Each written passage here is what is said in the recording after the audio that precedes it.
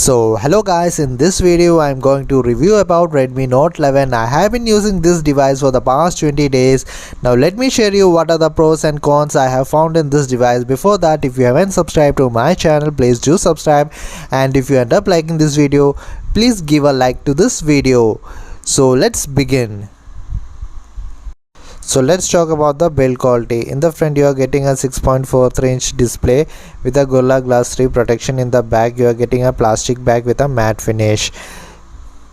Because of its matte finish, you are going to feel very comfortable holding this phone while texting or while watching movies, and the weight distribution is also very good. The weight is like 179 grams and it's a pretty lightweight phone, and it's a very compact phone. If you are looking for a compact phone, you should go for this.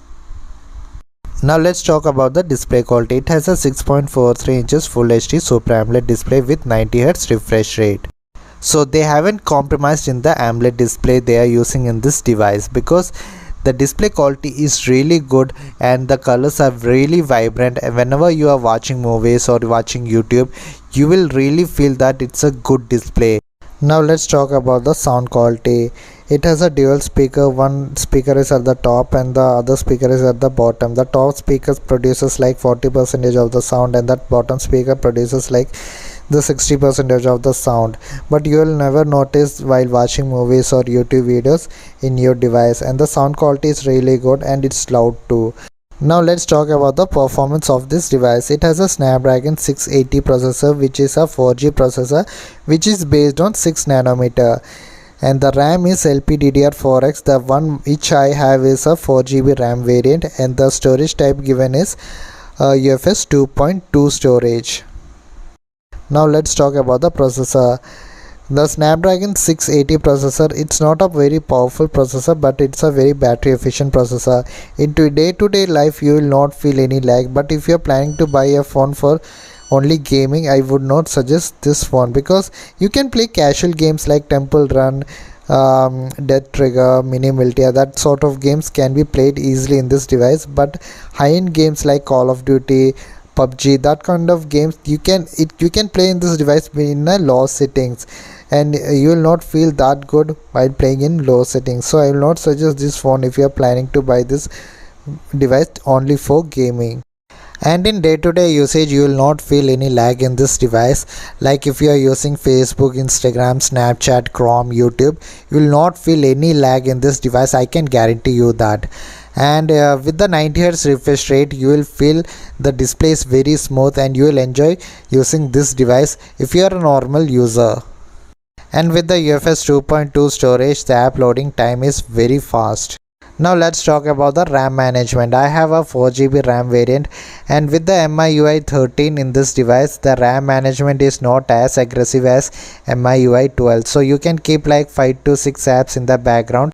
Now let's talk about the call quality and network quality. In the call quality section, you will not feel any problems because the call quality is really good, and in the network section you are getting a carrier aggregation support. If you are using a mobile data with Jio or Airtel, you will get a carrier aggregation support, so the internet speed is quite fast in this device. You will not face any problems. Now let's talk about the camera quality. In the rear you are getting 4 cameras. Like in the main camera is a 50 megapixel camera which is a Samsung sensor. The secondary camera is 8 megapixel camera, and the 2 megapixel of depth and macro camera, which is pretty useless. And in the front you are getting a 13 megapixel camera. To be honest, the only useful camera in this device is the main 50 megapixel camera, which takes good images in the daylight conditions, but in the low light conditions it struggles a lot. And the 8 megapixel camera is pretty useless. The depth and macro camera is pretty useless, and the 13 megapixel front camera is also pretty useless. Now let's talk about the battery life and the charging speed. It has a massive 5000 mAh battery, and it comes with a 33-watt Pro charger, which charges the phone within 1 hour 10 minutes if you are charging it from 0 to 100. Now about the battery life. With the 90Hz refresh rate, I have been using this device extensively, and I am getting like 9.5 to 10 hours of screen on time. If you disable the 90 Hz refresh rate, you can get up to 11 hours to 12 hours of screen on time. And I'm really impressed with the battery life.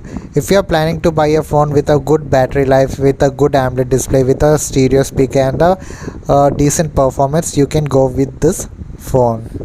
Now let's talk about the conclusion. If you are planning to buy this phone for multimedia purposes, this is one of the best phone because it has a very good Super AMOLED display and it has a stereo speakers which is pretty quite loud.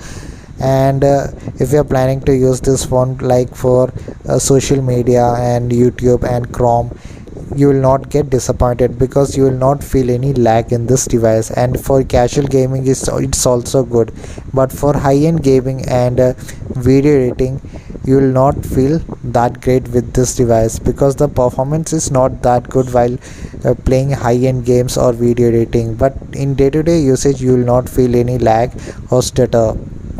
If you are planning to buy a good camera phone in this price range, this phone is not for you. But the rear camera, which is a 50 megapixel camera, in the daylight conditions it's take quite good photos.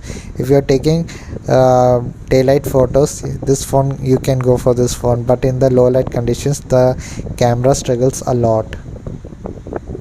So hope you like this video. If you do like this video, please give a thumbs up, and if you haven't subscribed to this channel, please do subscribe. Thank you.